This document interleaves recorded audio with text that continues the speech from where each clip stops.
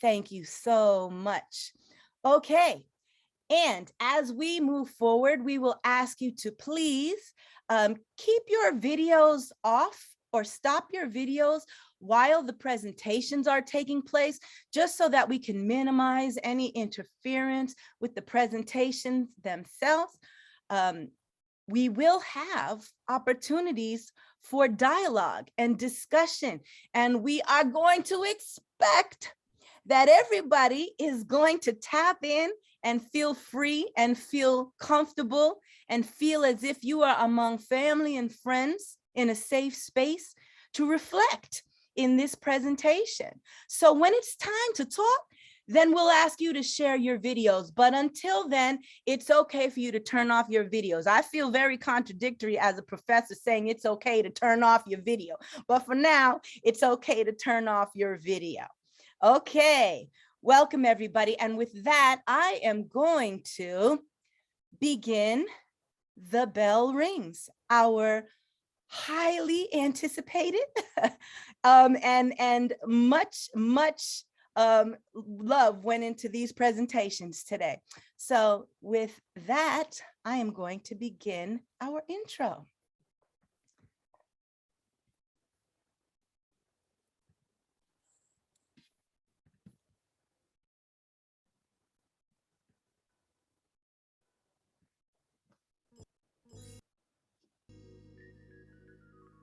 Welcome to The Bell Rings, March 29th, 2022, hosted by Delta College. Gloria Jean Watkins came to the earth in 1952 in Hopkinsville, Kentucky. She was born into a working-class, church-going family and grew up in segregated schools and a segregated world. A young poet, Gloria Jean was heavily influenced and guided by her maternal grandmother, Belle Blair Hooks, a strong and opinionated woman. Gloria Jean, in honor of her grandmother, would eventually take the name Bell Hooks as a writer. And in an effort to place focus on her work more than her name, she purposefully chose to use lowercase letters only.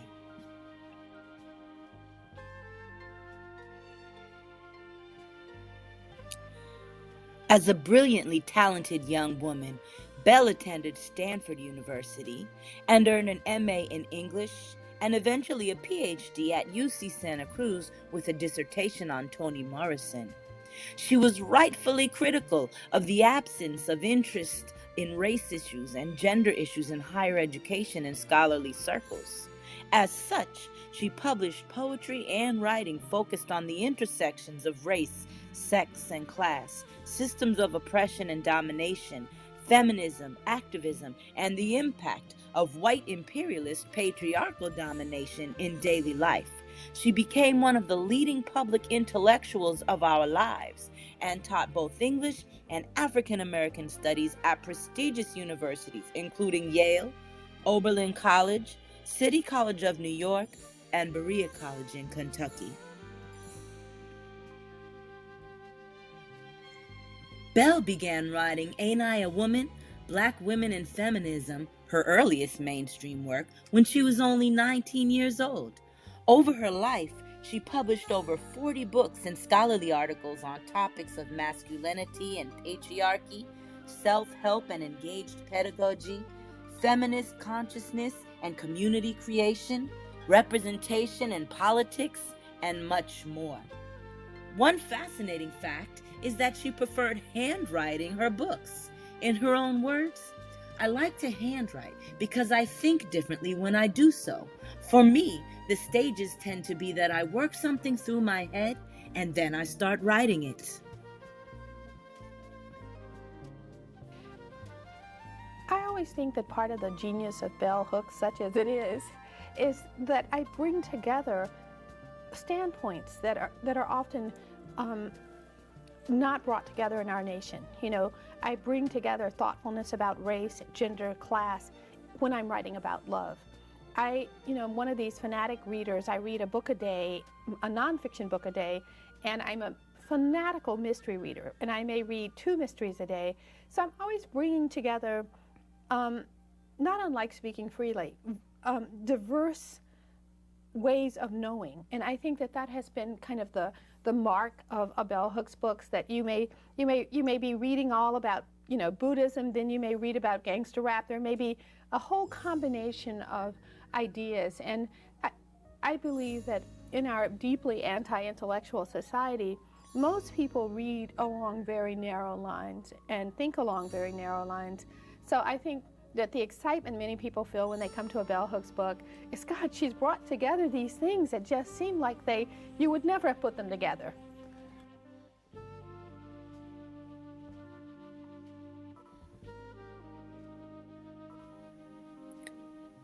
The one and only Bell Hooks returned to the Essence in Berea, Kentucky on December 15th, 2021, at the young age of 69 years old. In an effort to honor her power, her spirit, her message, her movement, and her legacy, we humbly dedicate this space and moment to Bell.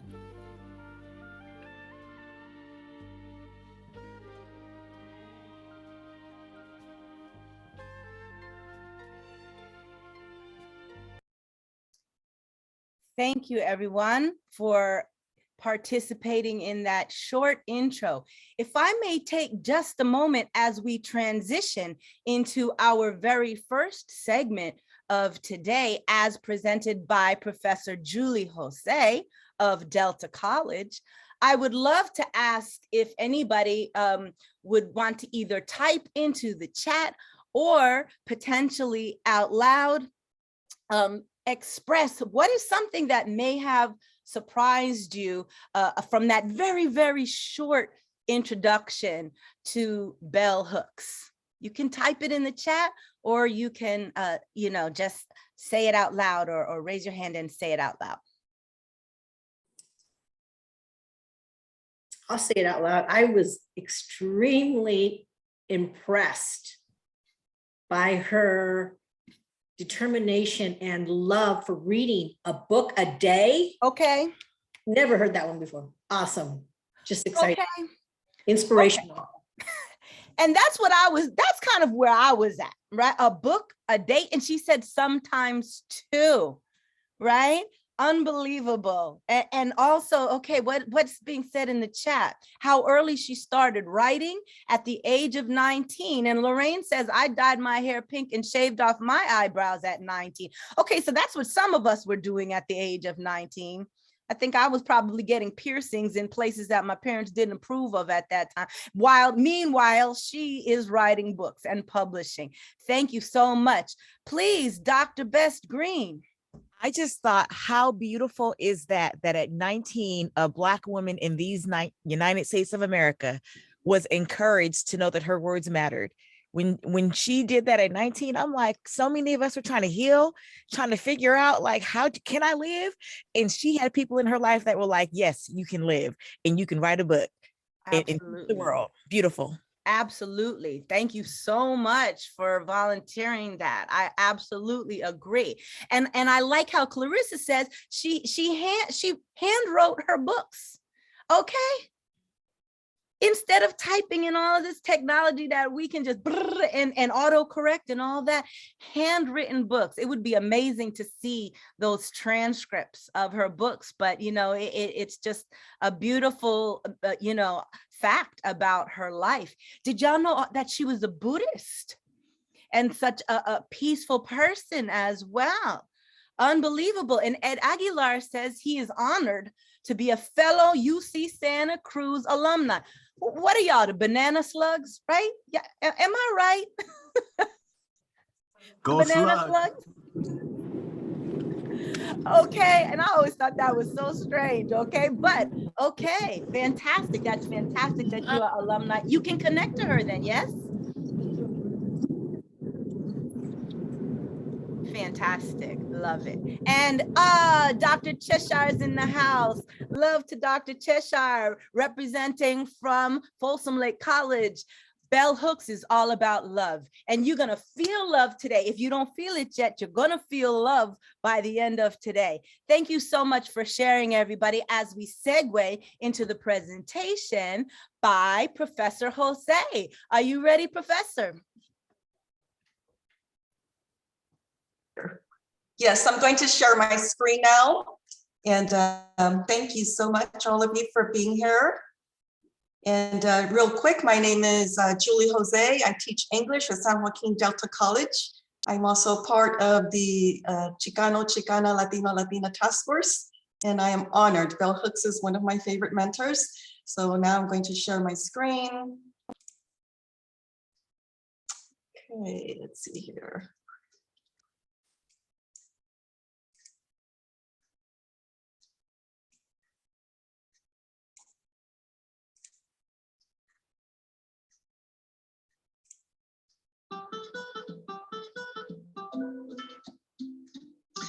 For Bell Hooks, the college classroom is a potential site of social transformation if we embrace equity-based learning, self-actualization, and vulnerability.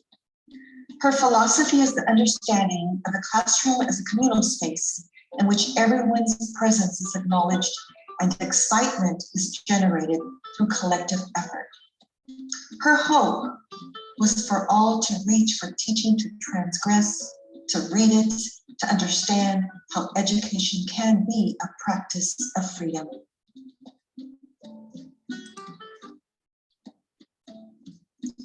The cover of Bell Hooks' 1994 book, Teaching to Transgress, Education as the Practice of Freedom, is as distinctive as its contents.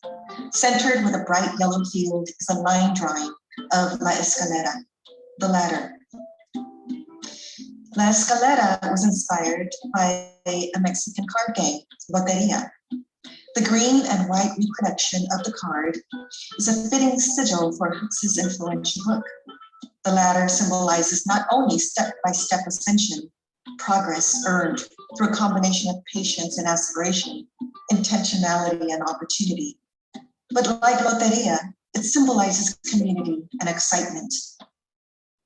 The family table and the classroom table are a communal space in which everyone's presence is acknowledged, and again, excitement is generated through collective effort.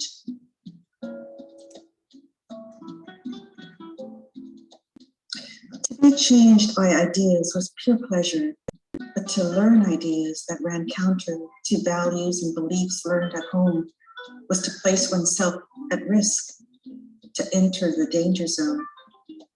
Home was the place where I was forced to conform to someone else's image of whom and what I should be. School was a place where I could forget that self and through ideas, reinvent myself. Teaching to Transgress is a work of genius, as Hooks herself admits. Chapter 1, Engaged Pedagogy, has given me the words and ideas to reinvent myself and my pedagogy. Hooks begins chapter 1 with the following. To educate as the practice of freedom is a way of teaching that anyone can learn. Anyone.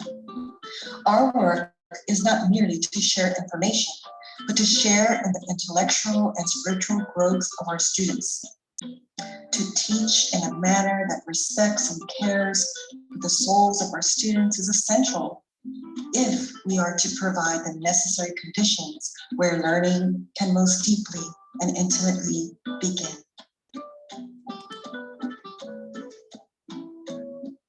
Two of Hooks' most influential mentors and teachers were Brazilian scholar, philosopher, and activist Paulo Freire and Buddhist monk Thich Nhat Hanh.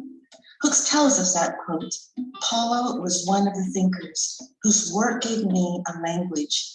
He made me think deeply about the construction of an identity and resistance, end quote.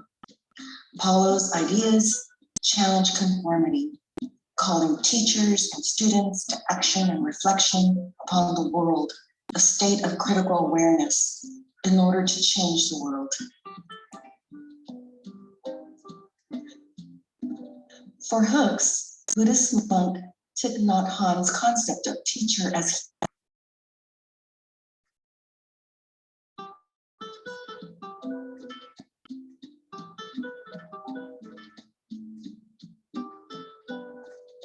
healer emphasizes the need for Hooks, harmony. Buddhist monk Thich Nhat Hanh's concept of engaged pedagogy to teach. Monkman?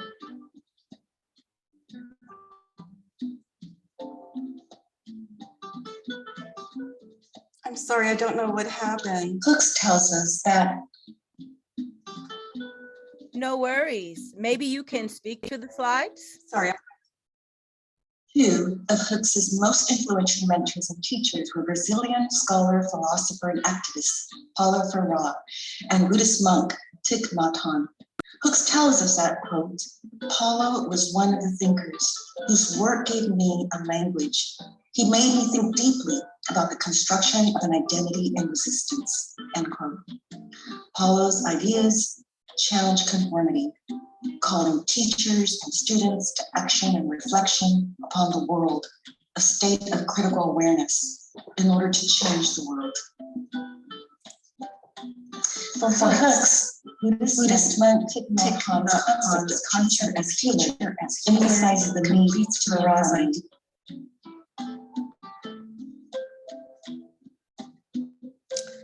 I'm sorry, I'm not sure what happened.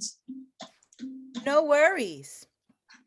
I'm wondering if maybe you can stop the presentation mode and maybe freeze on some of the frames that there may have been a glitch, and maybe just speak to the ideas that you were generating from those slides. Yeah, just like that.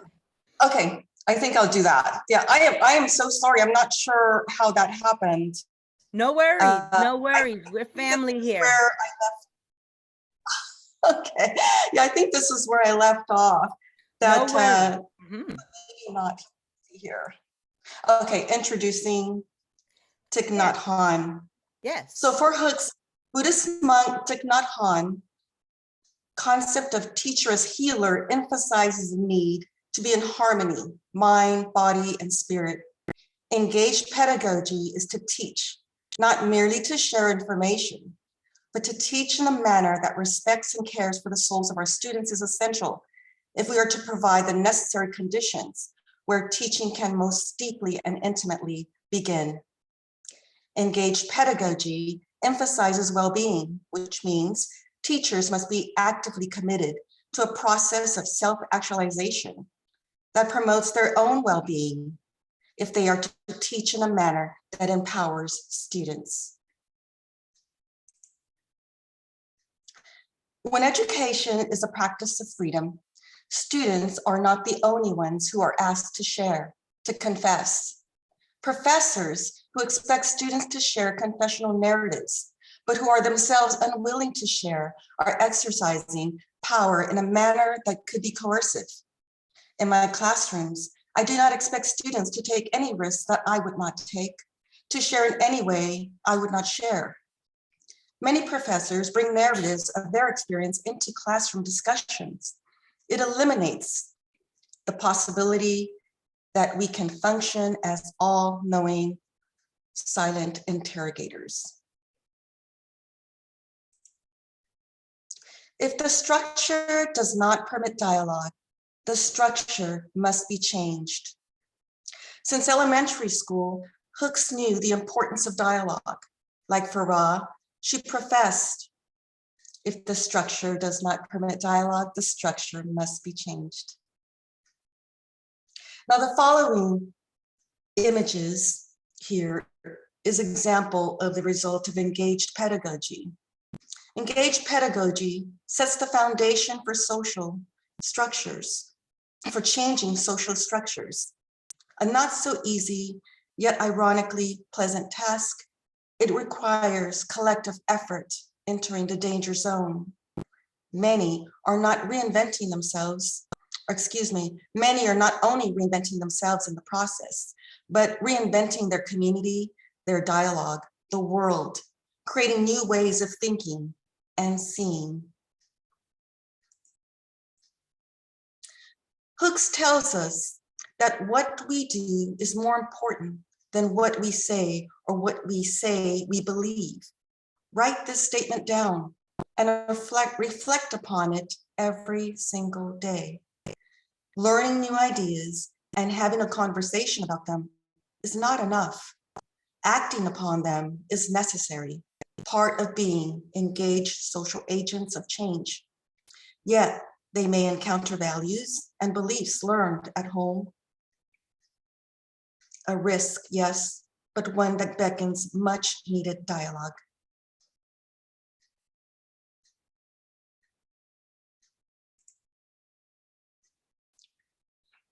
This final slide is a painting by Indigenous Cree Kent Monkman. His 2017 painting reflects collective rage, grief, and a sense of urgency.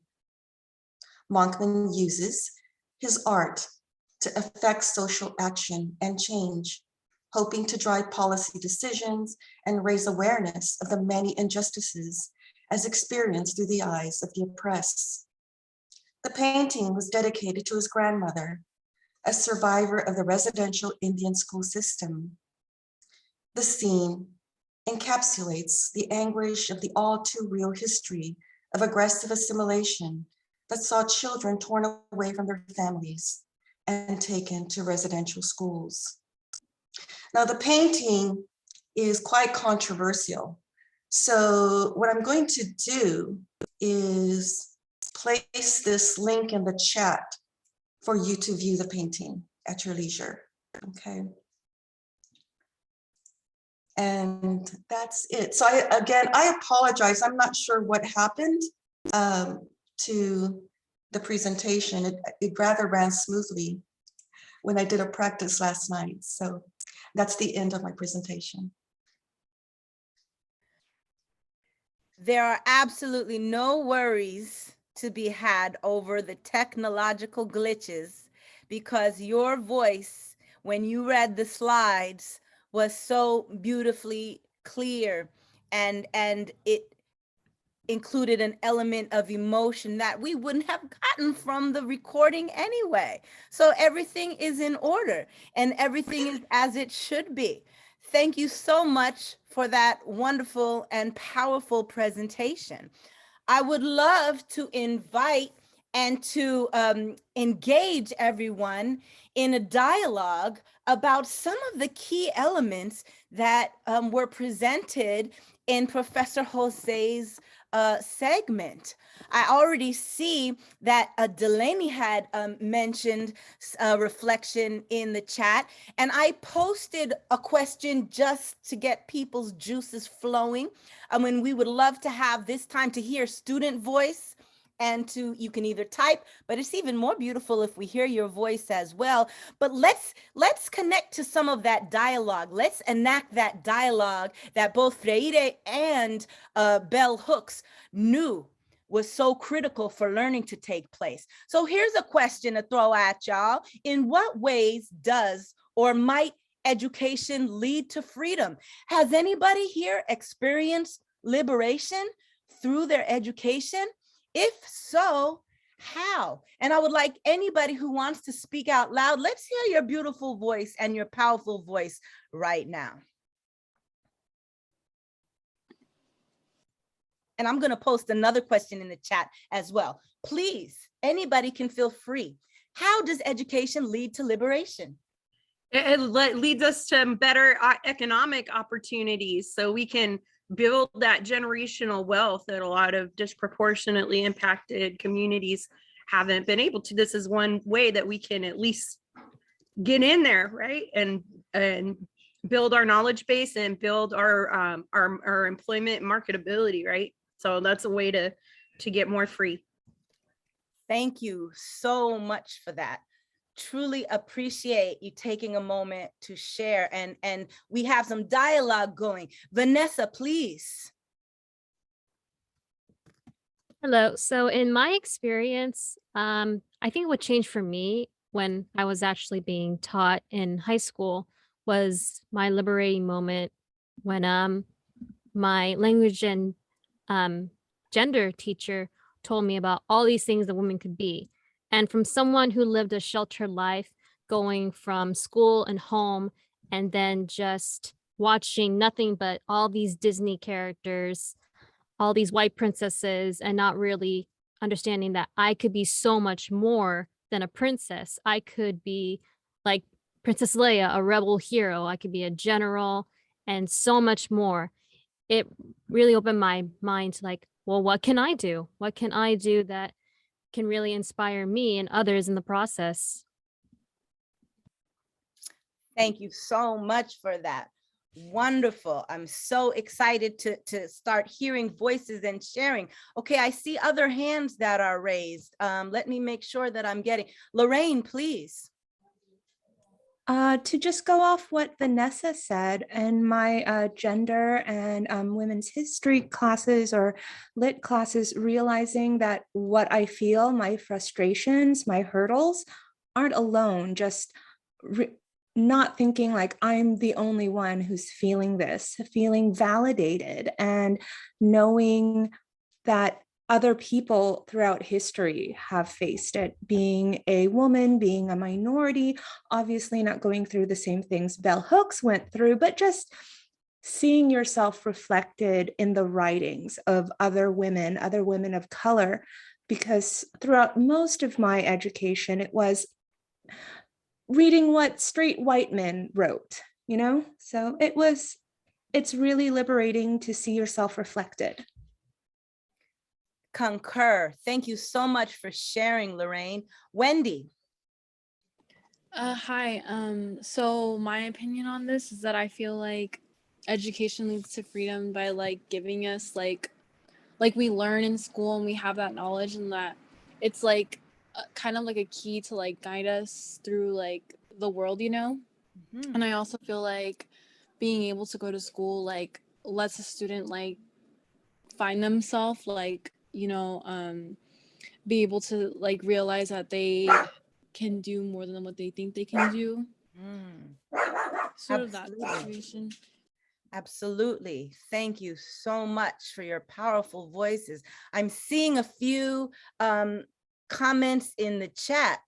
Isaac says Bell Hooks wrote Teaching to Transgress because she believed that the current teaching system during her time was inadequate. I wonder what qualities that educators lacked that prompted Hook to write this book. Interesting. If anybody has a response to that, you can feel free. We have maybe 2 more minutes before we're going to transition until our next segment. Let me honor a few more comments in the chat. Melissa Hernandez says, I think education, mainly books, have opened my eyes to seeing that there are other people who think like me and feel like me. This reminds me how united we can be if we speak up. Word, Melissa, that's what's up. I love it. Amanda is asking, can someone tell what Professor Jose's panelist presentation title? It was Glitching. Professor Jose, your presentation title? Oh, she put a link in the chat. So I assume you can find that presentation. Oh, sorry. Go ahead. I'm sorry. The presentation title is Engaged Pedagogy. And the link is the work of art by Kent Monkman. Thank you so much. Okay. Well, we could talk about your presentation and all of these questions that were generated, you know, forever, but we got more people to present and we have to move forward. I want to ask everybody who is with us, family who is here with us today, familia, make sure that as the presentations are going, that any questions that come to your mind, you're writing them down so that you can potentially type them in the chat after the presentation is over. We don't want anybody to be distracted by the chat during the presentations, but make sure that you are engaging so that we can have a rich dialogue at the end of every segment, because that's what we're going for. And with that being said, it is time to move into our next segment as presented by Dr. Lisa William. Dr. William, are you ready? I certainly am. Thank you so Fantastic. much, Dr. Hollingside, and thank you Yes. everyone for being here with us today to just honor and celebrate this profound, magnificent woman, Bell Hooks. So what I will do, I am a professor of English and Education here at San Joaquin Delta College, as well as CSU Sacramento. So let me go ahead and screen share. How are we with the screen share? Everything good there? It's good, and you getting shout outs like, that's my professor. Hey. What's up, y'all? Hello, welcome. All right, so here we go. And let me know if the volume is okay. And welcome. Here. Okay, sounds good. All right, perfect. Greetings and welcome. Here, we present to you a visual reading of Bell Hooks' essay, Teaching New Worlds, New Words. Uh-oh. My name is Malika Hollingside. I am Chair and Associate Professor of Ethnic Studies here at Delta College, and I will be offering a spoken word piece at the conclusion of this segment. And I am Dr. Lisa William, Professor of English and Education, and I will serve as the speaker for this presentation. Like desire, language disrupts, refuses to be contained within boundaries. It speaks itself against our will in words and thoughts that intrude, even violate the most private spaces of mind and body. It was in my first year of college that I read Adrienne Rich's poem, The Burning of Paper Instead of Children. That poem, speaking against domination, against racism and class oppression, attempts to illustrate graphically that stopping the political persecution and torture of living beings is a more vital issue than censorship, than burning books. One line of this poem that moved and disturbed something within me. This is the oppressor's language, yet I needed to talk to you. I've never forgotten it. Perhaps I could not have forgotten it even if I tried to erase it from memory. Words impose themselves, take root in our memory against our will. The words of this poem begat a life in my memory that I could not abort or change. When I find myself thinking about language now, these words are there as if they were always waiting to challenge and assist me. I find myself silently speaking them over and over again with the intensity of a chant. They startle me, shaking me into an awareness of the link between languages and domination. Initially, I resist the idea of the oppressor's language, certain that this construct has the potential to disempower those of us who are just learning to speak, who are just learning to claim language as a place where we make ourselves subject. This is the oppressor's languages, yet I need it to talk to you. Adrienne Rich's words. Then, when I first read these words, and now, they make me think of standard English, of learning to speak against Black vernacular, against the ruptured and broken speech of a dispossessed and displaced people. Standard English is not the speech of exile. It is the language of conquest and domination. In the United States, it is the mass which hides the loss of so many tongues, all those sounds of diverse Native communities we will never hear. The speech of the Gullah, Yiddish, and so many other unremembered tongues. Reflecting on Adrienne Rich's words, I know that it is not the English language that hurts me, but what the oppressors do with it, how they shape it to become a territory that limits and defines, how they make it a weapon that can shame, humiliate, colonize. Gloria Anzaldúa reminds us of this pain in Borderlands La Frontera when she asserts, "So if you want to really hurt me, talk badly about my language."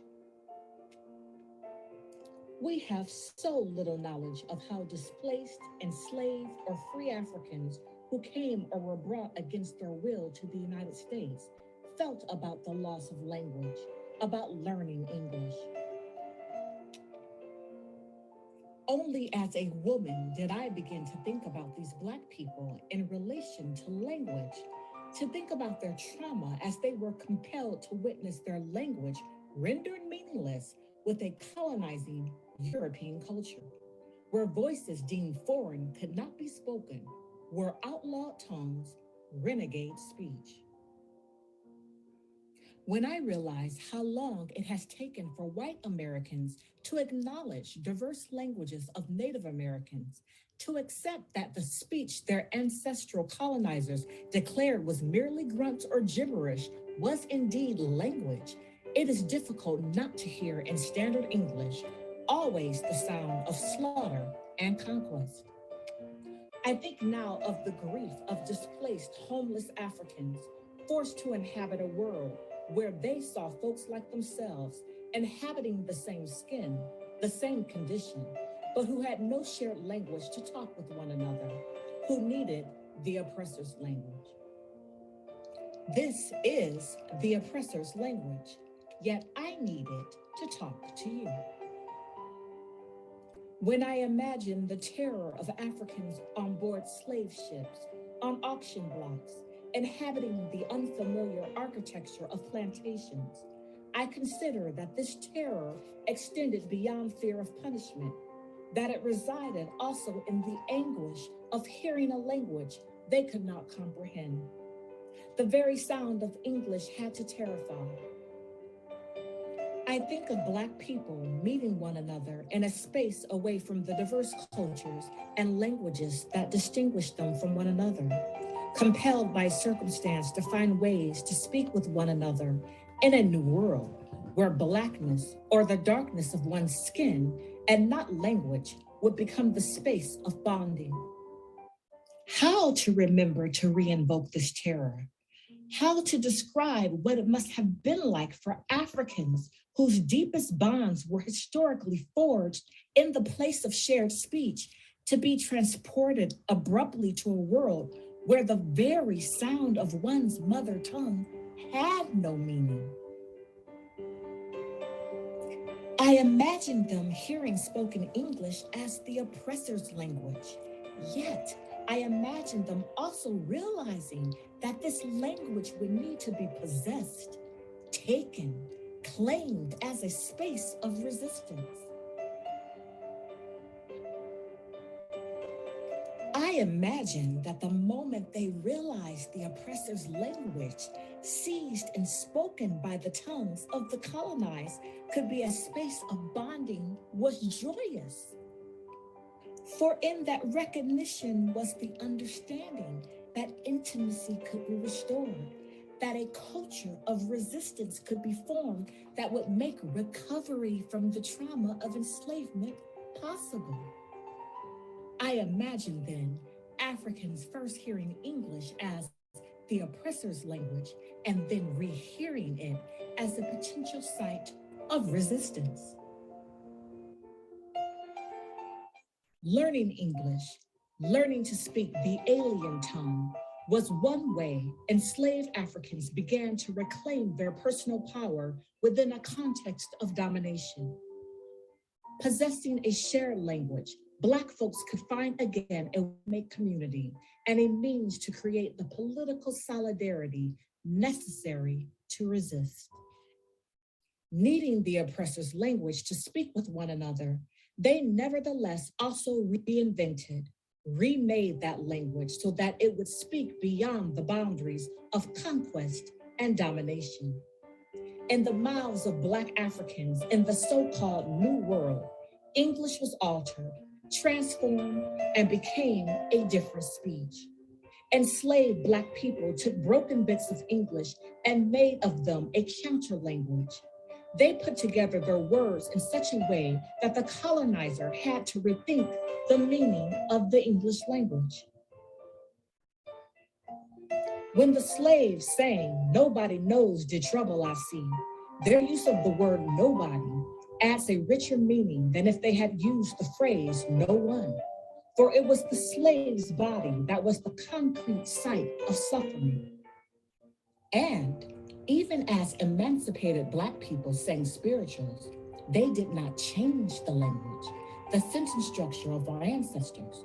For in the incorrect usage of words, in the incorrect placement of words, was a spirit of rebellion that claimed language as a site of resistance. Using English in a way that ruptured standard usage and meaning so that white folks could often not understand Black speech made English into more than the oppressor's language. An unbroken connection exists between the broken English of the displaced, enslaved African and the diverse Black vernacular speech Black folks use today.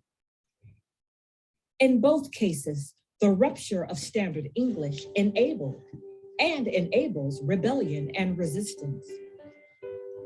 By transforming the oppressor's language, making a culture of resistance, Black people created an intimate speech that could say far more than was permissible within the boundaries of standard English.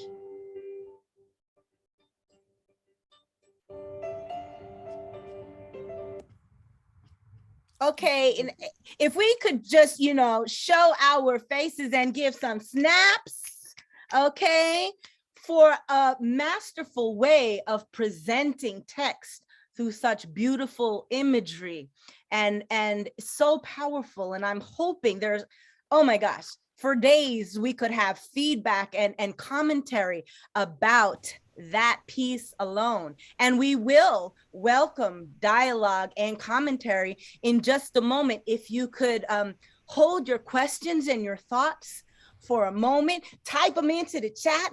Don't press enter yet. Don't press enter yet, but you can type your reflections into the chat. And we are going to segue into that dialogue in just a moment. Thank you so much, Dr. William, for that beautiful visual representation of Belle's essay. And in follow-up to that, I am going to offer a spoken word piece that is a recap, and it was stimulated and inspired by the words, the content, the theme, and the messages of that essay. So without further ado, I am going to present.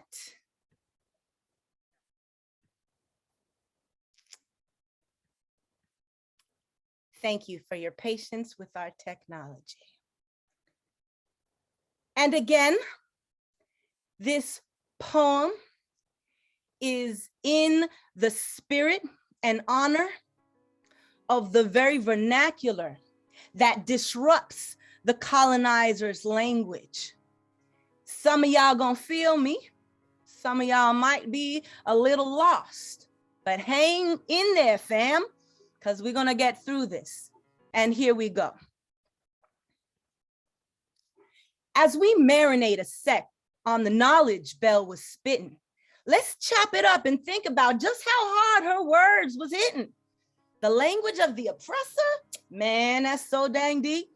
Game recognized game, so all y'all better peep. I can't help stop thinking about that wicked slave ship though. Unable to share our fear in words with ones from other tribes. Yo, the sheer necessity and comfort of what became co-opted speech, from the terror of the waves to the horror of the beach. So harsh to the ears, the evil sound of capturers' tongues, the r's and the thes and the r's and the ungs. Our freedom forced to translate through the beating of the drum. At any moment possible, the potential of agony and hurt. At every chance possible, then, our messages covert. We took their words and transformed them to create something that was ours. We took their evil culture and grew our own sacred flowers. And ever since those days, we've been ducking, steady dodging in ways even the Most High must chuckle to imagine. While we was finna get they water, pick tobacco, pick they cotton, tripping off how Massa and Mrs. could be so rotten. Word is bond. I can't call how to even call these folks human. Can't believe how they just carry on the evil they be doing, man. I'm just saying, we be hoping, we be wishing, we been praying for some miracle for centuries that God just must be delaying, that humanity's restored and Black and brown people can prosper. 2022 and we still watching devils cross burn? Nevertheless, somehow we always manage to get by. And even through the struggle, we stay flossing, damn we fly. We so damn dope, the world can't even help but envy and imitate us. Now commercials talking about, scoop, there it is, culturally appropriate us. Old Navy ads, white families, hip hop dance routines, straight whack. Want every aspect of the culture except for skin too black. Wait, I'll take that back. Our mamas, they want that too. Tanning beds and lip injections. For real, these females be too through. That's right, I'm throwing shade. It's about time that someone do it. Cause they opt in and out at will. We can't choose to not go through it. I'm dead ass serious now. Y'all feel me? We in too deep to quit it. This world is off the chain and most of y'all are too sick with it. By now, you either down or you feel some type of way. But I'ma keep it moving because yo, haters gonna hate. For all the while, they call us ghetto. They're gonna keep on stealing. And when we call them out, they're gonna be all up in their feelings. Might try to compensate by Facebook posts of Black Lives Matter, selfies at a protest with their Starbucks cup or at a March for Justice. But wait, it's been a sec since I seen one. I guess the fad is over for the time until the next time they need one. This world is off the chain and it seems that folks just gonna keep on tripping. No matter what goes down, y'all won't ever catch me slipping. This poem is livicated to the ones who came before. Millions upon millions of lives who suffered at the shores.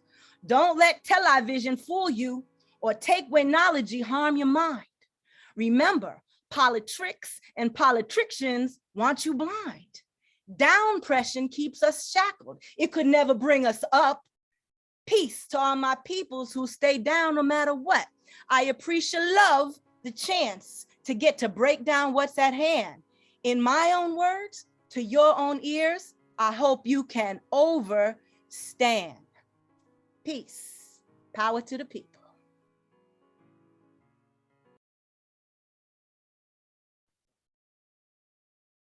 All right, y'all. And that's how we do it. Thank you so much. Okay, I got little snaps. I got a few snaps. Okay. Got little snaps, big claps, raising the roof, all that. Word and word. I will say word until I'm done. All that. All right, cool. Thank you, Dr. Hollinside. That was fire, as we expect, as usual. Always. Awesome. I want to make connections here to the power of this particular essay by Hooks. I mean, she's powerful. We know this.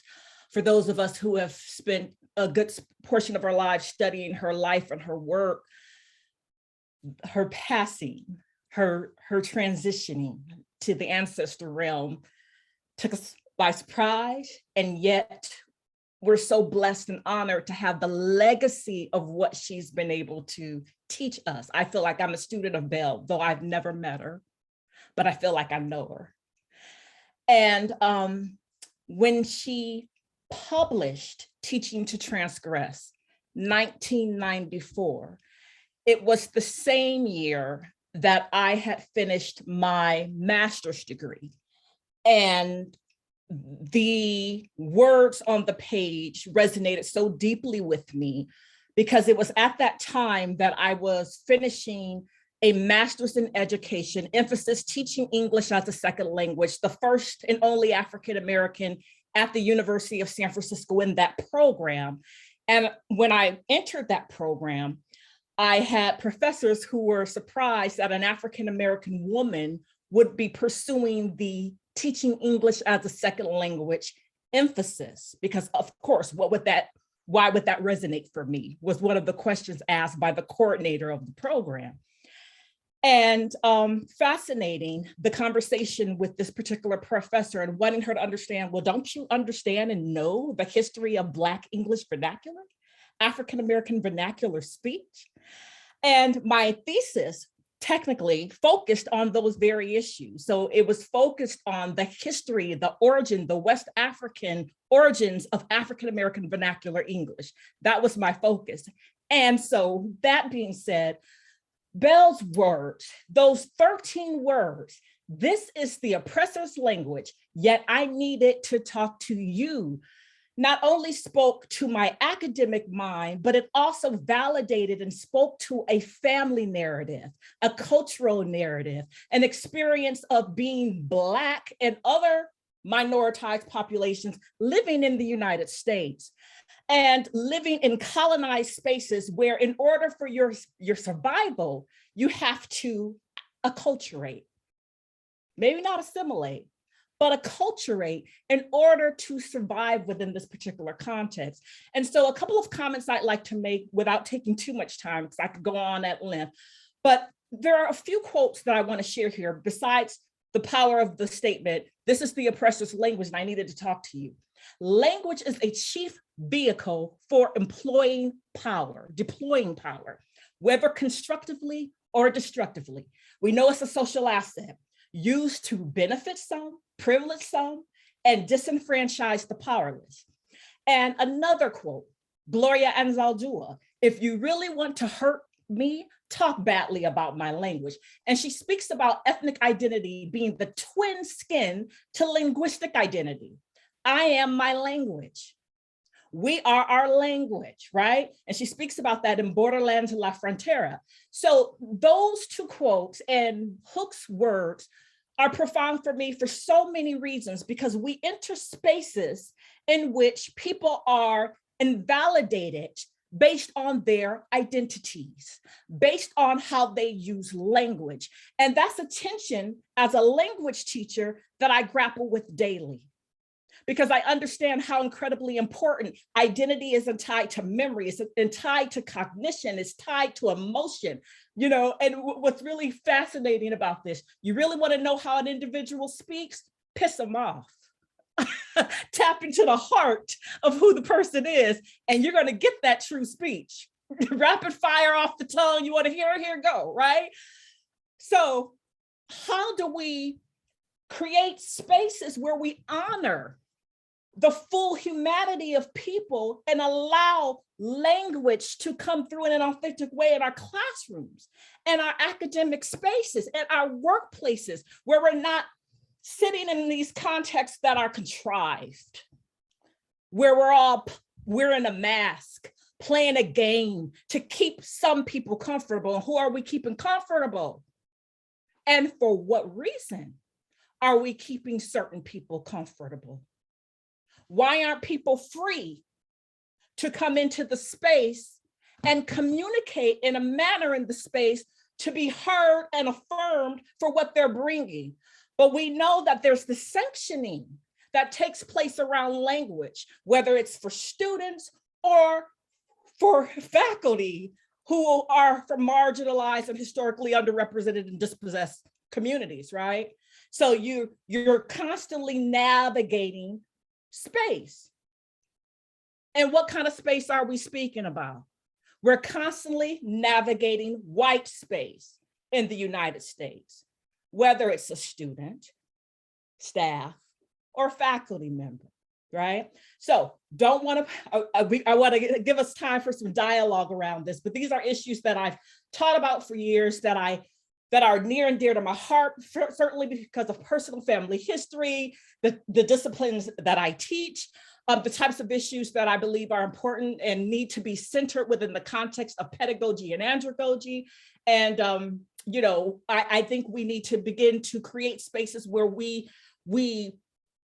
reconstruct and reimagine how we enable a humanized workplace, a humanized learning environment where true language is validated and the beauties of all the Englishes we all utilize.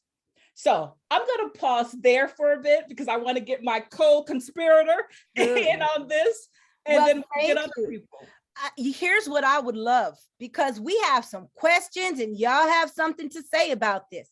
We are at 4 o'clock, and how time flies when we are having such a wonderful, engaging event and space.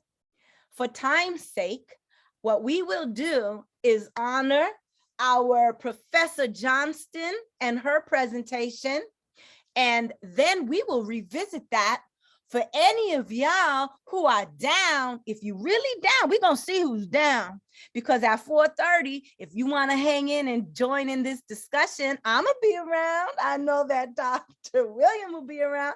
So anyway, let's just marinate on this for a second. Let's transition into Professor Johnston's presentation. And Professor Johnston, can I just, talk about who we be to each other, please? I have to. Everybody, this is my best friend in the whole entire world, and we've been down since ninth grade. I'm in ninth grade, she's in 8th grade. We're going all the way back to 1986, y'all.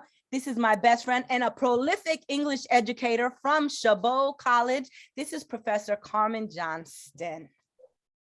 Hi, everybody. I'm so excited to be here and feel so honored, and just a lot of humility getting to be in this room and just witness all these powerful presentations by some amazing thinkers. So I am going to get my stuff together here. I'm also doing the little Canva thing. So let me just share my screen. So yeah, like Dr. Hollenside said, my name is Carmen Johnston, and I'm an English professor at Chabot College, where I've been teaching at for about 15, 16 years now. And yes, we know each other from back in the day. So today I'm hoping that I will get an opportunity to share my love and appreciation for Bell Hooks. I'm really excited to talk about her as a Black feminist. I think that we have been really introduced to her as a Black woman, as a thinker and an educator. And now I get to shine a light on who she is as a feminist, and how much that meant to me and has impacted my life and, thousands of women around the world and the whole movement for feminism. And I'm also hoping that through this presentation, we can do a little bit of clarification about what feminism is and what it is, which is why I titled this presentation Bell Hooks and the Dirty Word, right? Because we all have a lot of feelings about the word feminist or feminism. And as an English teacher, words really matter to me. Some words have, all words have power, and some maybe have like negative connotations, and some have positive connotations. And in our society, feminism, for some reason, has a negative connotation, and is seen as a dirty word, as a bad word almost. A lot of women, agree with everything that feminism is about, but will never call themselves a feminist. So let's take a look at a few things here. So today I'm going to be referring to 2 books by Bell Hooks. The first one is called Feminist Theory from Margin to Center. And this is a very, very popular book. Like if you were taking a women's studies class or any class that is trying to think about sex and gender and sexism and male domination, this is a really quintessential book to use. And so I've used it a lot in my US women's literature class. And then Feminism is for Everybody. which I really, really love as a title. And it's another great book to her and a great book to introduce folks to the ideas of feminism. One of the things that I really loved about Bell Hooks is that she was very much about, she wanted to communicate to the people. She wanted to be able to write something that her grandmother might be able to pick up and read. She wanted to make her intellectualism and her thinking accessible to everybody. And Feminism is for Everybody is a very accessible book, and I've used it in my composition classes. So this is a quote from her about feminism, from Feminism is for Everybody. And it says, masses of people think that feminism is always and only about women seeking to be equal to men. And a huge majority of these folks think feminism is anti-male. Their misunderstanding of feminist politics reflects the reality that most folks learn about feminism from patriarchal mass media, right? So our ideas of feminism are basically coming from somebody else, that they're not necessarily about the true meaning of feminism at all. We're gonna do something called a chat waterfall. So the question is, so you're gonna put this in the chat and don't write, or you can start writing, but don't click send just yet because we're gonna do a little waterfall. So the question is, what does feminism mean to you? So I want you to just write your response in the chat. And when I say go, you're gonna hit send, and then we'll see this very cool waterfall happening in the chat. We'll see all these messages. So just write a little definition, or what do you think feminism is? What does it mean to you? What images or ideas come to your mind when you think about feminism?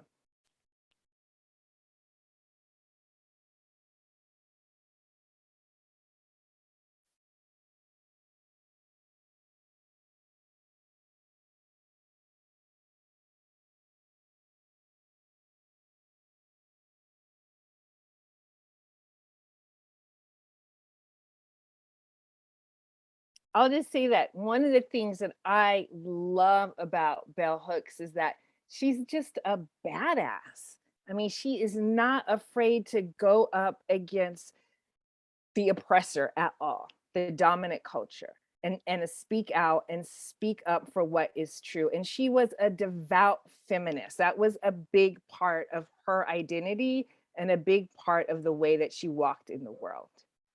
So I'm really excited to get to talk to you guys about this today. So go ahead and hit go. And let's see the waterfall. You see it? Oh, so cool. Refreshing. It's so refreshing.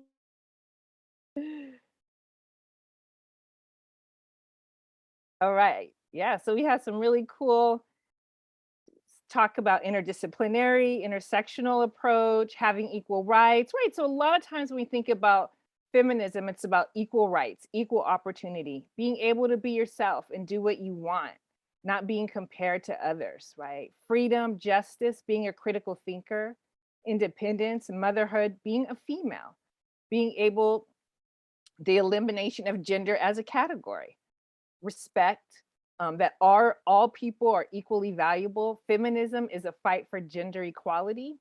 Feminism means freedom and equity among all genders. It is not anti-male, it is pro-humanity, right? So these are all being unafraid to stand up for yourself as a woman and for other women and our issues as well, right? Feminism means that the feminine spirit is powerful, magical, and natural, right? When it is suppressed, we all suffer, and for generations, right? So there's some really, really powerful ideas and definitions of feminism. And a lot of times people have very negative ideas about feminism. They hate men, that they don't shave their armpits, that they don't wear bras, and they do all kinds of weird things. But let's see what Bell Hooks has to say about what feminism is. So she says, feminism is a struggle to end sexist oppression. Therefore, it is necessarily a struggle to eradicate the ideology of domination that permeates Western culture on various levels, as well as a commitment to reorganizing society so that the self-development of people can take precedence over imperialism, economic expansion, and material desire. So she is talking about that feminism is about liberating all people, right? That there's really no way that women can be liberated if everybody isn't liberated, and really about reorganizing society that's in a non-capitalistic way, right? That's not about taking resources from people, or about just getting our material needs met, right? And I think that last piece, the economic expansion and material desire, is really important, because we're going to think about, you know, somebody that we all really love a lot, and whether or not, you know, how does this person sit in our ideas, and what Bell Hooks is saying is feminism. So she's really concerned with everybody's liberation. So I'm going to share another quote by her. So in Feminism for Everybody, part of what she does in this book is give a historical perspective on feminism, on the feminist movement, about like what happened, right? How did this movement come about? And so in this quote here, she's talking about, she's referring to how capitalism has used a beauty industry to attempt to demolish the work of the feminist movement, right? So back with a vengeance, sexist images of female beauty abound and threaten to undo much of the progress gained by feminist interventions. And so I'll just say, as someone who, you know, grew up in the 70s and 80s, coming like straight out of the feminist movement, where there was such this like free to be, this real open perspective on femininity. It was a lot about, it was about being natural, about being proud to be a woman, to now, where we've kind of moved into this, what do you young people say, the bad bitch phase, right? Where it's about hair and makeup and getting your bag, and just such a different perspective on what it is to be a woman. And a lot of that is because of capitalism, you know, is like, sees us as a moving target, and it changes and switches and takes the things that we care about and manipulates us in so many different ways. So it's real important that we're able to, there's a lot of ways that, you know, people claim to be feminists and they push their ideas onto us, and we have to really think critically about what these folks are saying. So let's hear what Bell Hooks has to say about our girl. Now, I'm just gonna give a little, you know, preface. I love Beyonce too. Okay, Beyonce, I love her very much. So, you know, but this is a time for us to think critically. So here we go. Hope you can hear this. This is from the New School in 2014.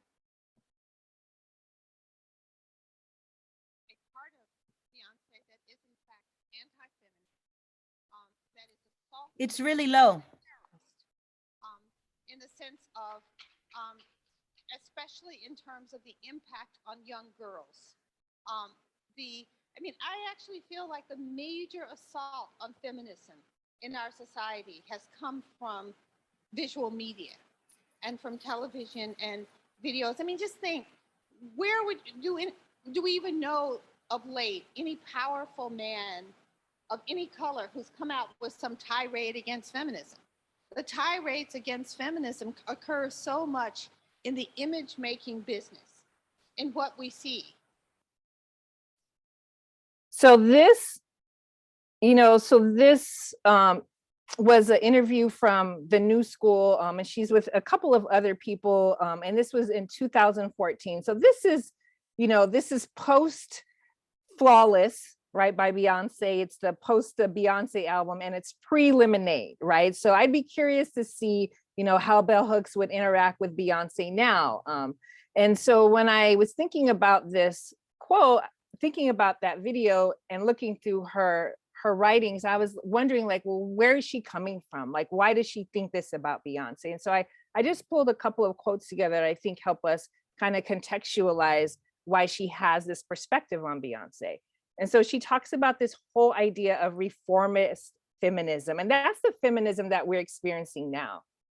Reformist feminism became their route to class mobility, right? So she's talking about women, particularly white middle-class women. They could break free of male domination in the workforce and be more self-determining in their lifestyles. While sexism did not end, they can maximize their freedom within the existing system.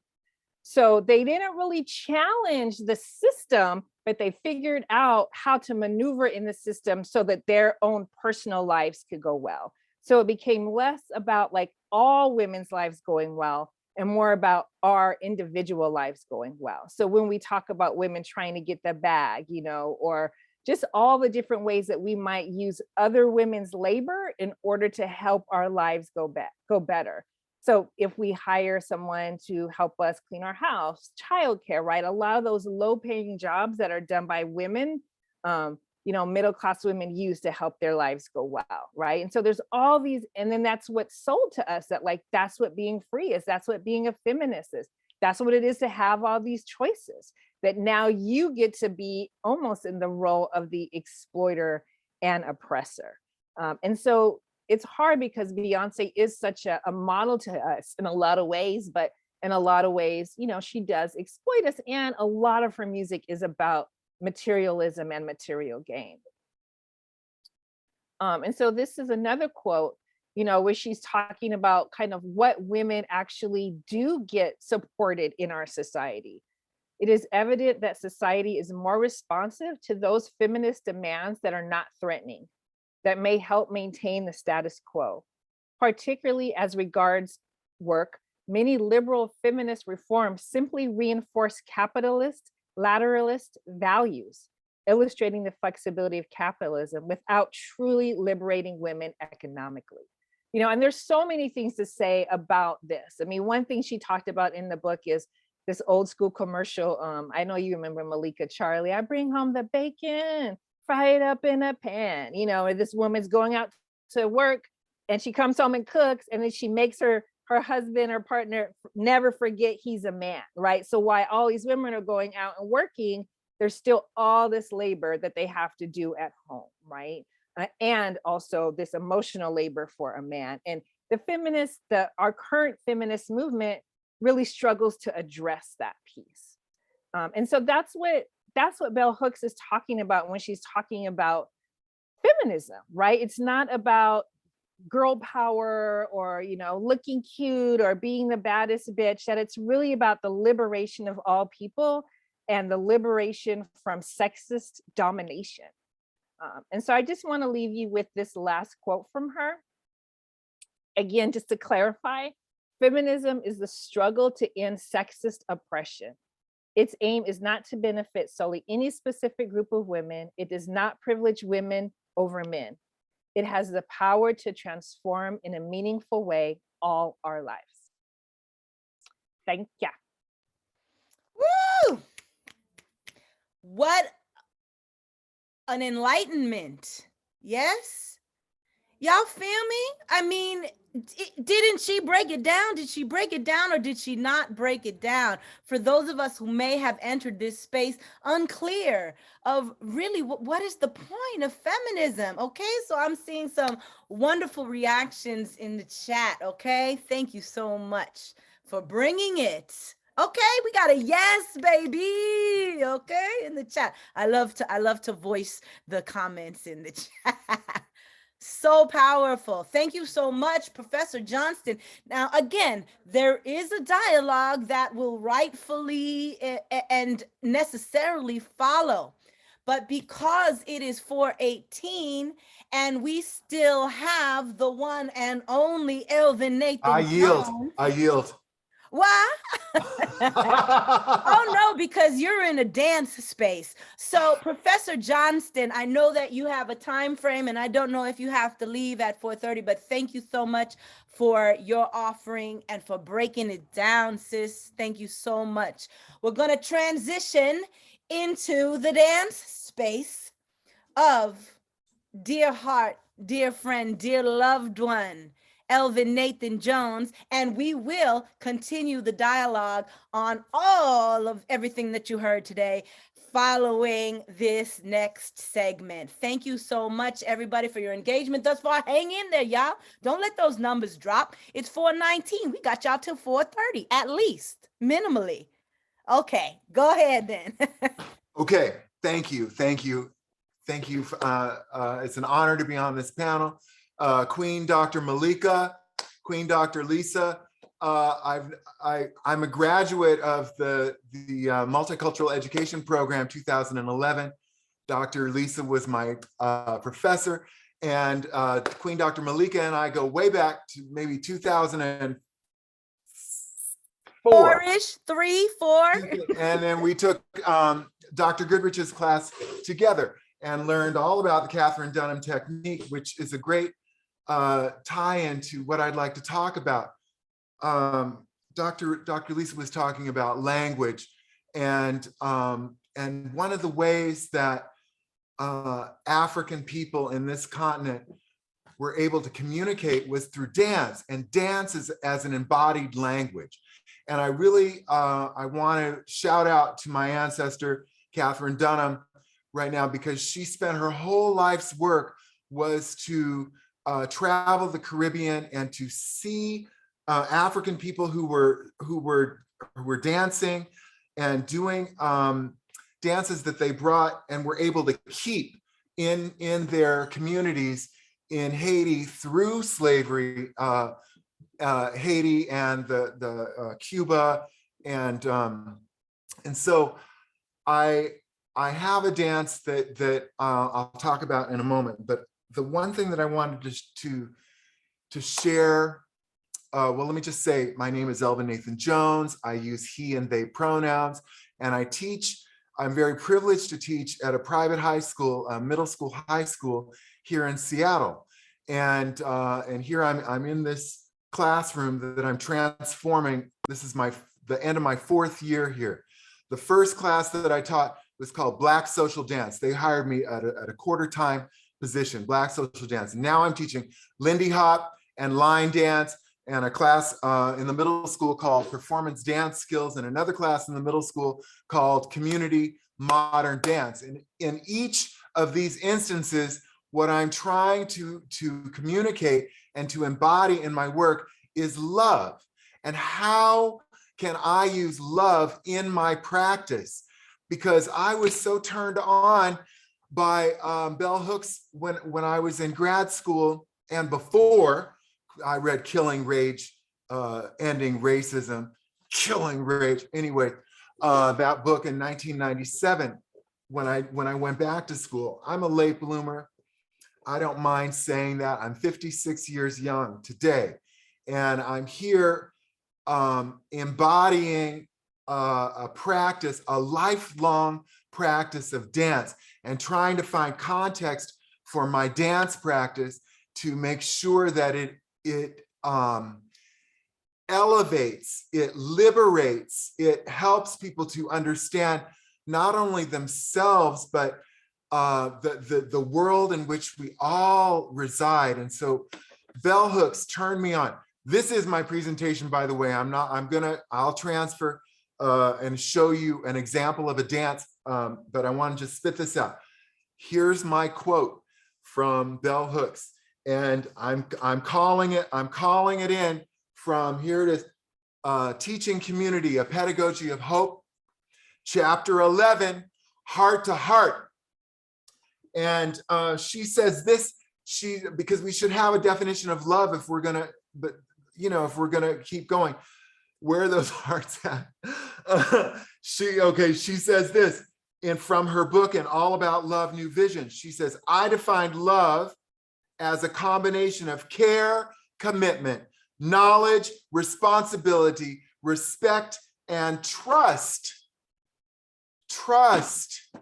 How as an educator can I help the children to help themselves to understand that I can trust them and they can trust me? It's a two-way street here.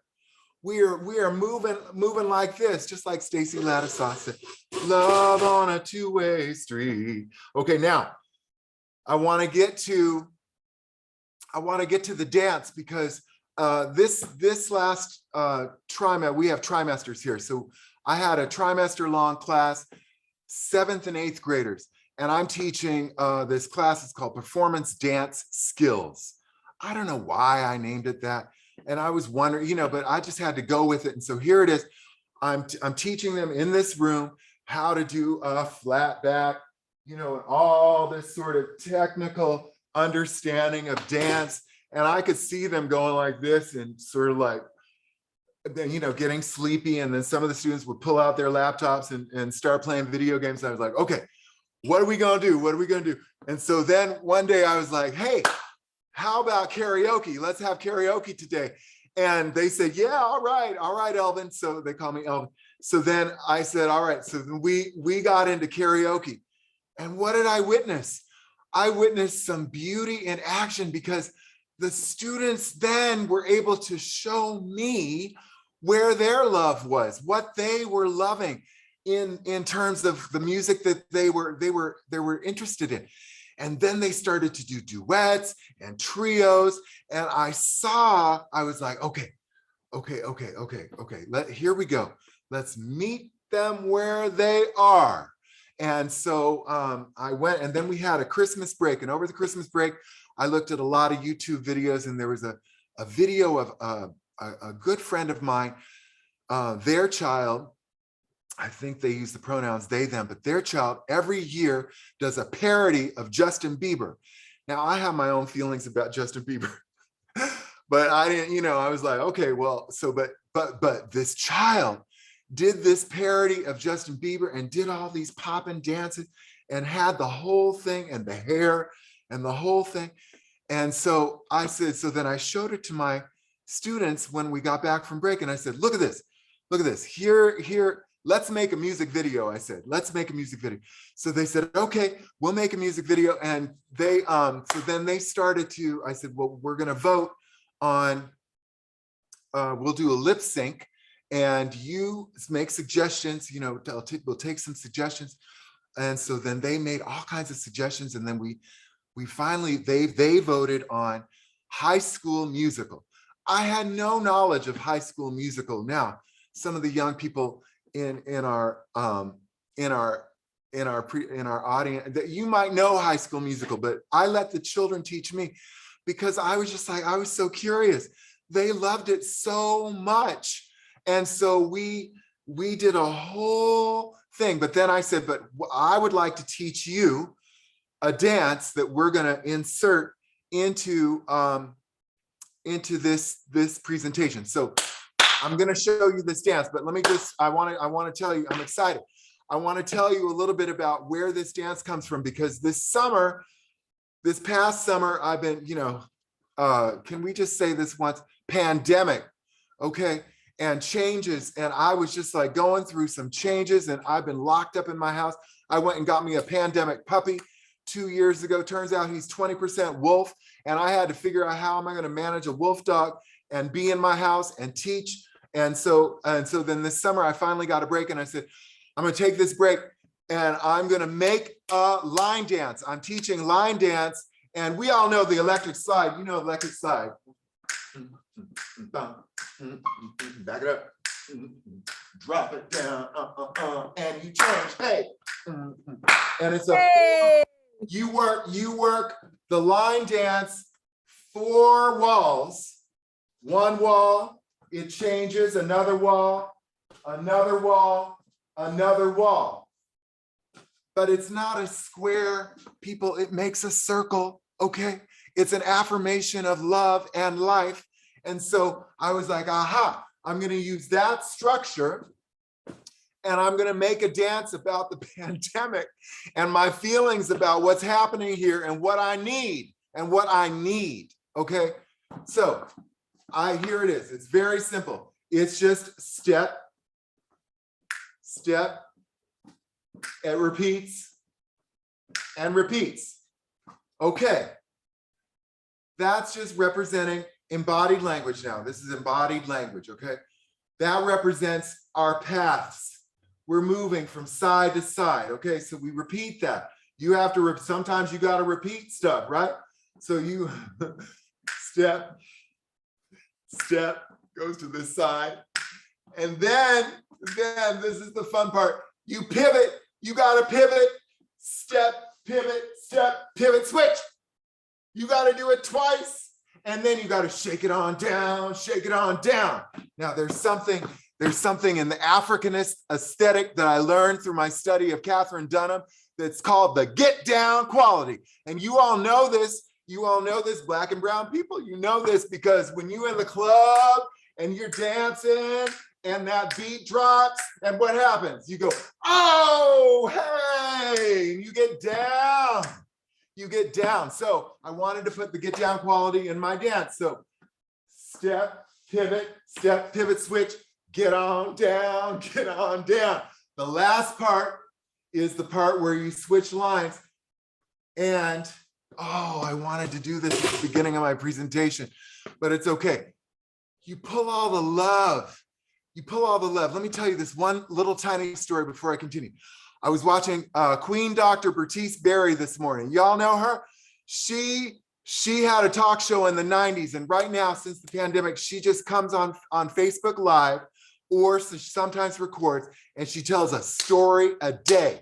And I mean, I would like to say I watch it every day, but I don't. But this morning, I picked it up, and there she was, and I was like on a live, and I said, oh, there's just 112 people on. Let me just type in. So I said, good day, Queen Dr. Bertice Berry, sending you love from Seattle. And she gave me a shout out.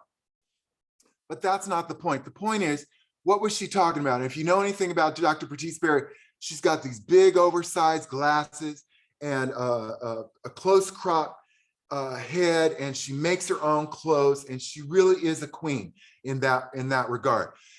And the people that were chatting with her kept saying stuff. Talk about your glasses. Talk about your outfit. Talk about your hair, Dr. Berry. And she said this. I had to write it down. She said, if you really want to ask me a question, ask me where my love comes from. Okay. She let us have it. So here's that last. This is where. Think about where your love comes from. When you do this part, think about all the love that you receive from all the places that you receive it, and bring that into your heart. Okay, so we just done step, pivot, switch, shake it on down, shake it on down. Love and love, and you just have to rock with that love. And then you're facing the next wall, and you start over. You can clap if you need. This part right here. Step, switch, shake it on down, shake it on down. Love yourself. Love yourself. And so this is the dance that I taught to my students. I taught it to the whole faculty at the beginning of the year, and I taught it to my students. I'm teaching it to you, and I'd love for us to do it. Can we get a YouTube video? Where's the YouTube video? Come on, dear one. We need to see the video. Well, we need it. It's 4:33 right now. Okay, well, let's cut it. But I wanted to show just the clip of my students dancing it. Would that be of interest or no? Please show it. Please. I have it queued up, as a matter of fact. And let me just say this, for any of our beloved participants who need to leave, thank you for being with us today. But don't go nowhere if you don't have to. What do you have to do right now that's more important than seeing the greatest thing next to the electric slide? Come on, y'all, this is history. It's history in the making right now. Okay, and y'all hearing it from its creator. Let's go.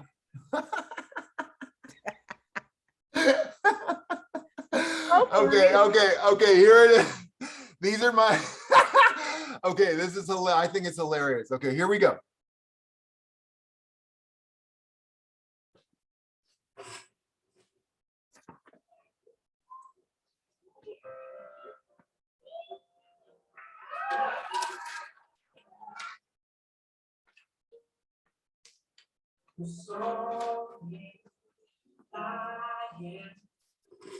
I'm sorry, heaven that we can reach. If we try.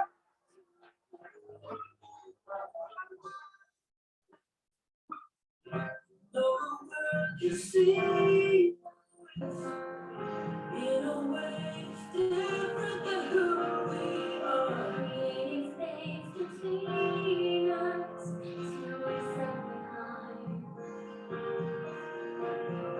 But your faith gives us strength to believe.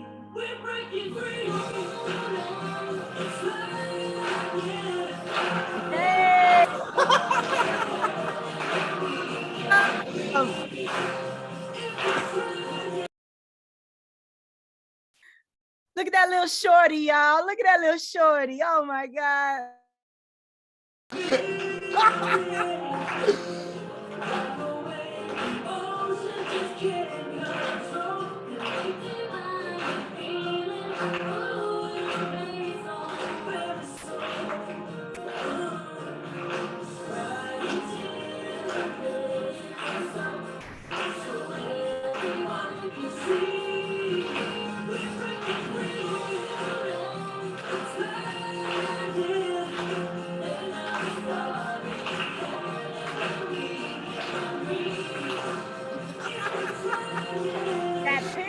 That pivot though.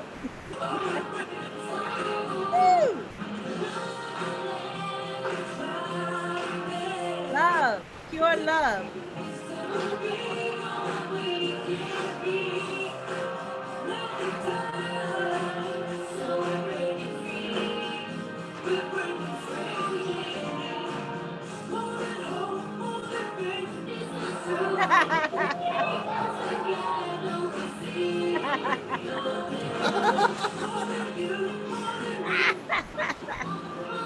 Perfect.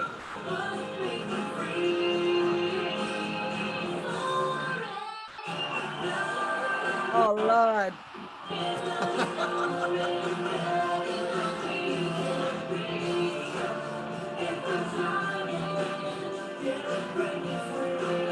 That's what it's all about. Love it. Love it. Thank you so much for sharing. Oh my gosh. It's almost over.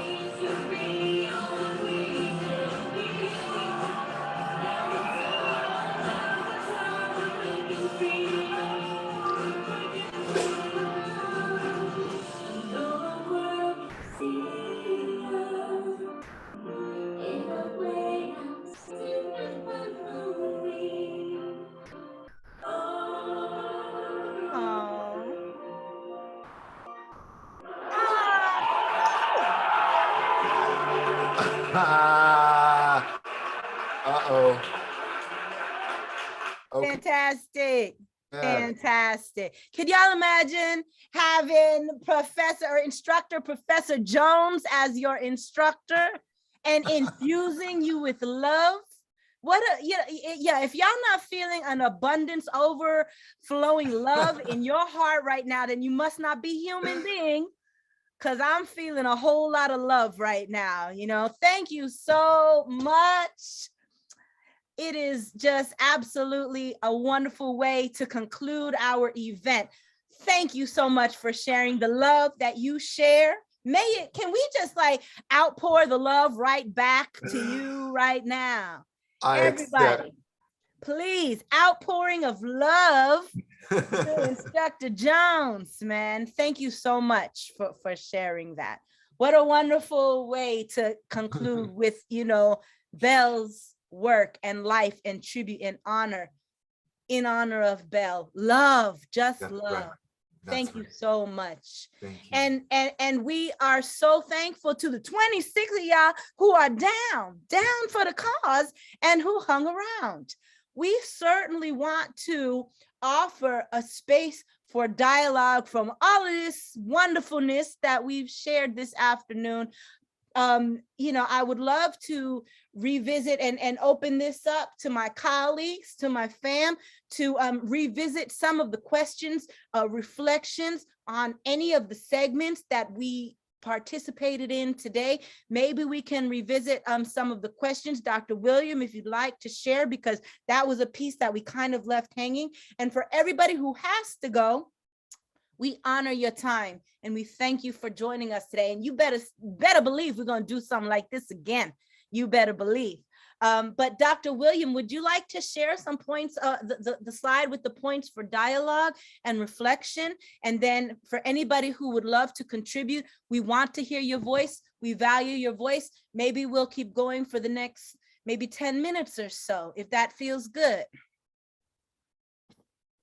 Sounds like a plan. Let me see. Do you have my questions up? I'm trying to see what you see. I see them. Okay, with Belle on it? Yep. All right. There Okay. is one question that I would love to say. Where are we going to be able to view the recording of the Zoom? Okay, I will make sure that if any of you are here as students, I will make sure that professors share the recording once it's done. I will also post it. Oh boy, let me think about this, how we're gonna post it. Maybe we'll post this recording is gonna be on YouTube.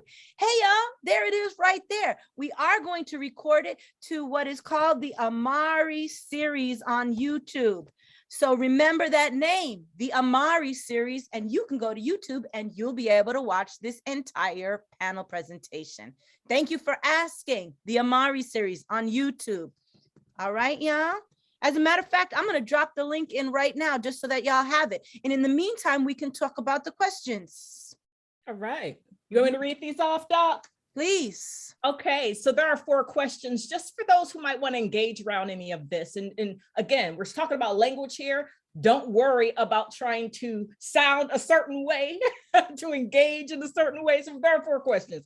In what ways have you or your students, for those who teach, been impacted by the language of oppression? Number 1. Number 2, in what ways might your cultural language or communication style differ from mainstream English? Number 3, if you are a student, in what ways can teachers, professors be more supportive of your cultural language styles? And number 4, in what ways might we transform our practice to appreciate the integration of cultural language forms? That's for y'all teachers and professors, that's for us to think about. So just want to open it up for people to be able to just kind of share out. And I can't see you all with my Zoom screen share, but I know Dr. H can kind of yes, facilitate that part. Sure. Okay. So again, to anyone who had something that was on the tip of your tongue, wanting to talk about, or if you want to reflect to any of these questions, you can post it in the chat, or you can just feel free. We have a more intimate group right now, and you can just say it out loud, please. This is your space for the 19 of you who are still here. Don't be shy. Suzanne, please. I was trying not to be the first person to speak, sorry. Please be the first person, please. Question number 4 really appealed to me. I'm wondering how we can, I don't want to say challenge, but something to that effect of getting the respect for the different cultural language forms to somehow be improved. So that even like the people who either oppose it or don't engage with it that way can be challenged to see the beauty in that language, to find the respect that is integral in using of that language and what it means to the people who use it. I'm just wondering how we can better practice that versus just being in the classroom or a space like that, but just even amongst ourselves or amongst how we interact with people in general on the campus community. Great question, right? When I think about this, I think about this. What does it mean when we say to another person, I see you? I see you, right? When we speak about humanizing our educational institutions, humanizing our practice, humanizing society, we can't really use that term and not see somebody. And seeing them also means affirming who they are, how they speak, how they exist in the world, right? And that comes out of this place, I think, threading back to what, that thread that runs through all the presentations. What does it really mean to love humanity and love other people? I can't love you if I can't fully see you and want to embrace that, right? So that's what comes to mind for me. I'll pass the mic to somebody else who might want to chime in on that point.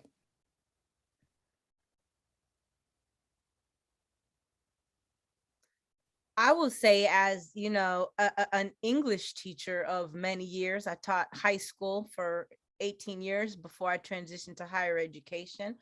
You know, one way that I consider and contemplate transforming practice is to ease up on you know, the rigidness or the rigidity of grading for proper English. Now, that's not to say that you know, structure and grammar can go to the wayside, you know, but to allow for the expression, you know, a more free-flowing expression that stems from one's cultural frame and funds of knowledge is one way that I think we can begin to transform, by easing up on the rigidity of expectation of quote unquote proper English.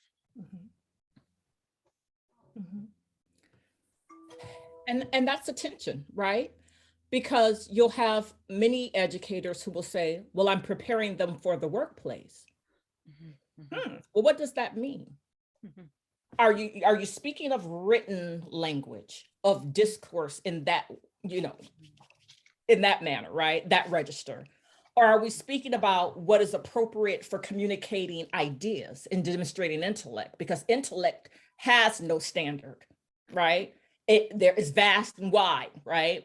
All communities demonstrate intellect in their speech or non-speech. What about ASL, right? Where it's not spoken, right?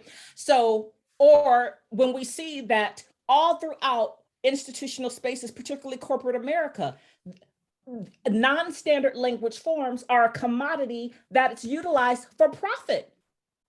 People are making money. There are jobs where people are utilizing these so-called non-standard forms, and they're making lots of money from those forms. But then we tell the communities where these forms come from that you are not allowed to use your own language. How does that work, right? So, you know, I think we need to be more honest with ourselves about what are we really imposing, or what are we really communicating when we say it must look like this, knowing that there's much more variance, and, you know, it's an interesting dialectic. So I'm gonna pass the mic. Reminds me of earlier when you said, and why are we doing that? Yes. Yeah, speak more on that. When you say like preparing someone for the workplace, it's putting the burden on that person to understand that there's going to be a different sphere that they have to exist within to find their way to exist within it. And that some people who will be wonderful will remind them that they are actually going to be learning 2 languages. You're going to be learning the one you want to speak and you intuitively speak, and then you're going to be learning this other language of this other entity, whether it be corporate world or whether it be academia, or, you know, so that it almost means like we can actually remind them that they are multilingual, and that is actually more than some people speak. And so kind of define that, to find that appreciation for their skill. If you're able to do this, then obviously you're very talented. You know, almost just not also call it out that it is actually kind of wrong that it is imposed on you to do this, but because you can, at least be proud of what you can achieve. But like I said, I also just wish it was better out there where people like me, who kind of always have enforced that, can be reminded of, like, is this really what you want to be doing? Do you want to be a proponent of that ideology any longer? So. I would love to pose to our collective, you know, if you are a student, or I mean, all of us were a student at one point, you know, in what ways might we have appreciated our educators? You know, what could they have done, or what could they still be doing that would make you know, us feel heard and make us feel validated, you know, for our language, regardless of whether we are fluent English or not, or regardless of whether we can write or whether we have mastered you know, grammar of English. Is there anybody who can speak to a suggestion that you may have?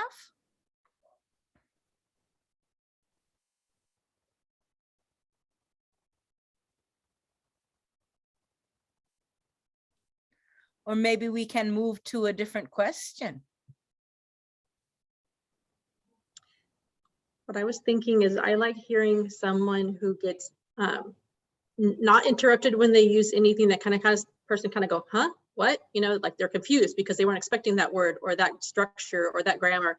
I really appreciate when I watch somebody who just acts like, you see a little blip on their eyes, like, oh, they're confused, but then the other person doesn't really get that read because they weren't interrupted.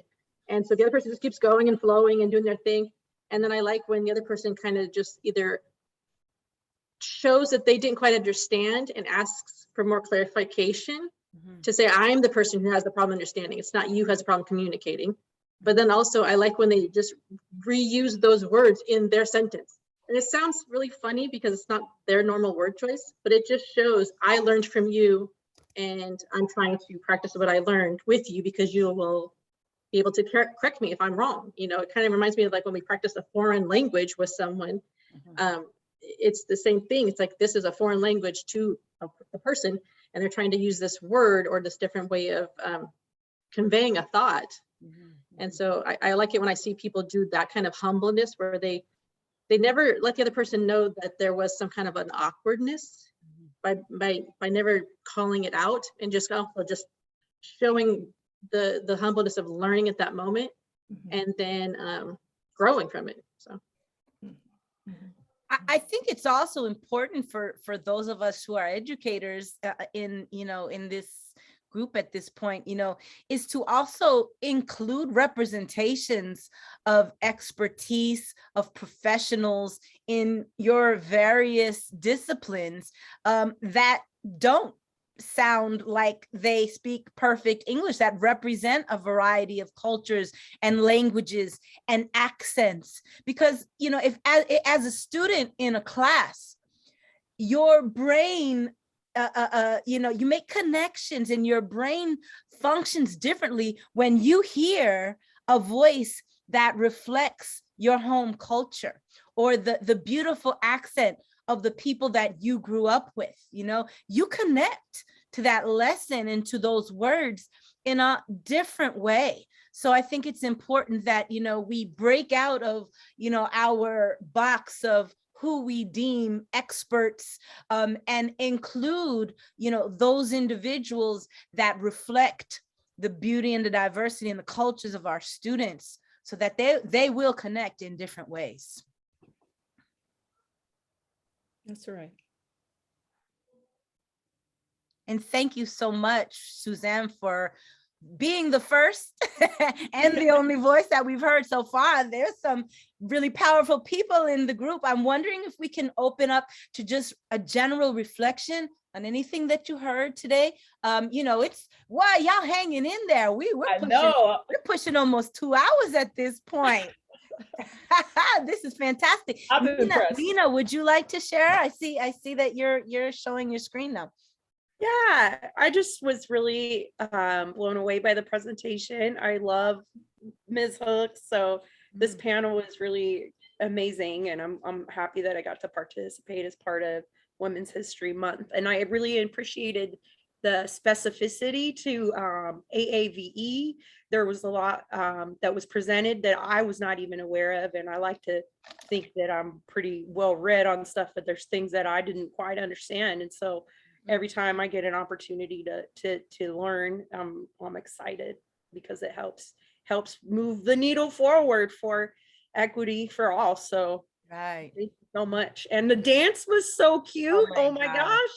That was so cool to see the young people dancing and using that new form of expression and to have that message of joy and love. I love that he really related it back to that love practice. What a great basis for your activism, right? We're going to do love and here we go. And now we're going to, I'm just inspired. So thank you. Thank you so much. And that isn't that the beauty of a presentation when you can walk away and say, I'm walking away with something new and valuable. You know, who would have thunk? Who would have thunk it? Yeah.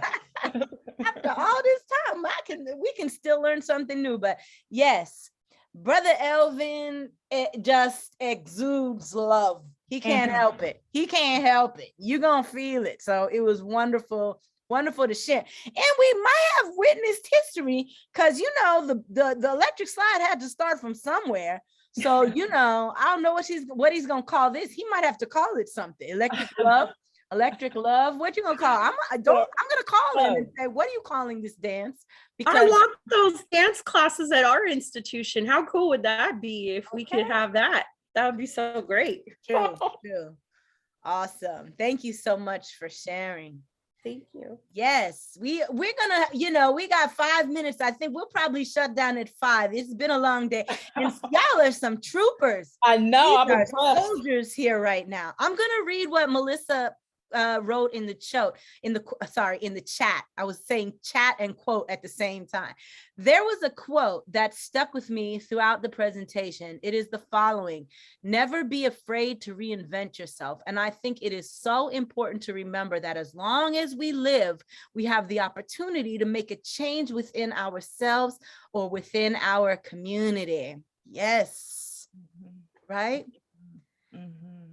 Yes. It's never too late.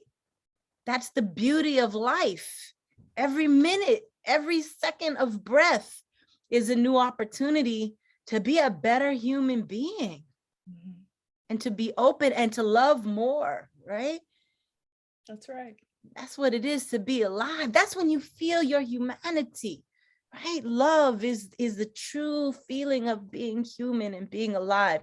Thank you so much for sharing that, Melissa. And okay, there's one more. Isaac says these presentations really do give me a refreshed view about social issues in America. It was interesting. Thank you very much. We're getting some thanks in the chat. We appreciate that. I think we can wrap it up. If there, last call, y'all. Last call. I ain't saying y'all gotta go home, but you're gonna leave this Zoom in 3 minutes. Are there any last minute reflections from anybody? I see, 9 people still here. Man, hats off to you.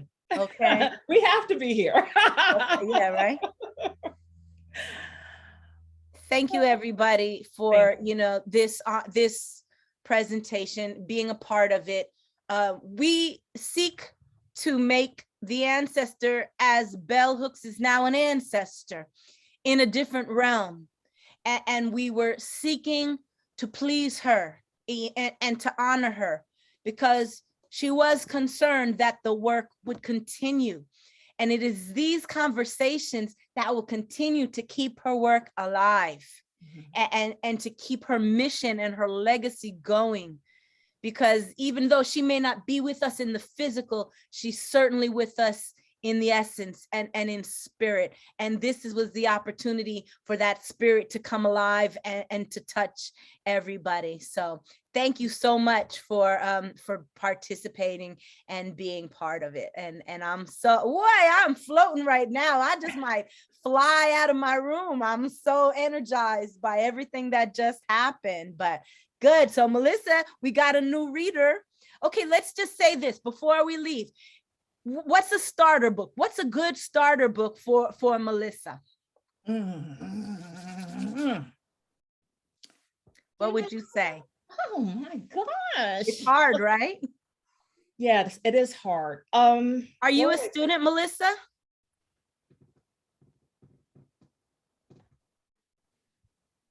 Did she drop in chat? Let me look. Oh, Tammy, Dr. Cheshire says from margin to center. Margin to center, yeah. Yeah. Okay. Yeah. For sure. I love teaching to transgress. I don't know if oh, there you go. Okay. We have Professor Mersman here as well. Teaching to transgress. Yeah. You said the same thing that I said, right? Yeah. What would you say, Dr. William? Definitely teaching to transgress. I mean, I'm a lover of all Bell, but teaching to transgress, definitely. Feminism is for everybody. Ah, okay. Oh, class matters. Class matters. That's a good one too. Yeah. Yeah.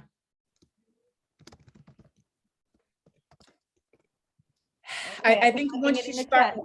I think once you start with Belle, you can't, I mean, you can't put Belle down. I just think that she just offers so much on so You're many gonna get topics, hooked. You're gonna get hooked. literally. So, Okay. Whew. yeah. Dr. Cheshire. Malika, this was amazing. Thank you so much. And Can thank you, Dr. Hood. Thank you so much for all of this. This is Oh just no, you know what? I can't take any credit. This is the power of the ancestors. Can I say Dr. Cheshire is the chair of Native American Studies? Is it Native American Studies, Indigenous Studies? No, it's just ethnic studies. We don't Oh, have a ethnic separate studies. Native Studies department, but I teach Native American Studies. Okay, but this powerful force that is with us right now is doing the most amazing things for the movement in Los Rios, in Sacramento. I don't think I've ever met a more committed individual. Thank you for joining us. Thank you Mm-hmm. so much for having this. Belle Hooks is my heart. Yes. She transformed me in my life. I would have, if I didn't read her in college, I don't know where I would be right now. True, true. So thank you so much for honoring her and for Okay. doing this. And Malika, I'm honored by you. And No. I cannot I'm accept. so happy that you are my sister, that we are in this Yes, together, and true. you are doing so much too, so much. Well, thank you so much. It's good to see you in a meeting that's not an ethnic studies faculty council meeting. Good to see you in a different space. Well, thank you so much. I'm gonna jump off, but I do want to share my thanks to you and how I Have a blessed enjoyed this. night. I love this. This was amazing. Stay tuned. We're gonna hook up another one. You best believe. I'll be there. Okay. I'll be there. Take care. We'll Take talk care. soon. I know I'm gonna talk to you in a second anyway. Okay. care. Bye-bye. Bye. Okay. Okay, folks. Is there anybody else before we wrap up for the evening? I still see Lorraine, Melissa, Nicolette. Whoo, y'all some troopers. Okay. Oh my gosh. Before we end the meeting, is there anything else that y'all would like to add? I think we're probably good. We're good. We're good. Okay. All right. Thank you, everybody, for joining. Dr. William. Oh, mad props, Dr. H. Are you gonna hang on for a bit? I am. I'm going to end our recording right now. Okay.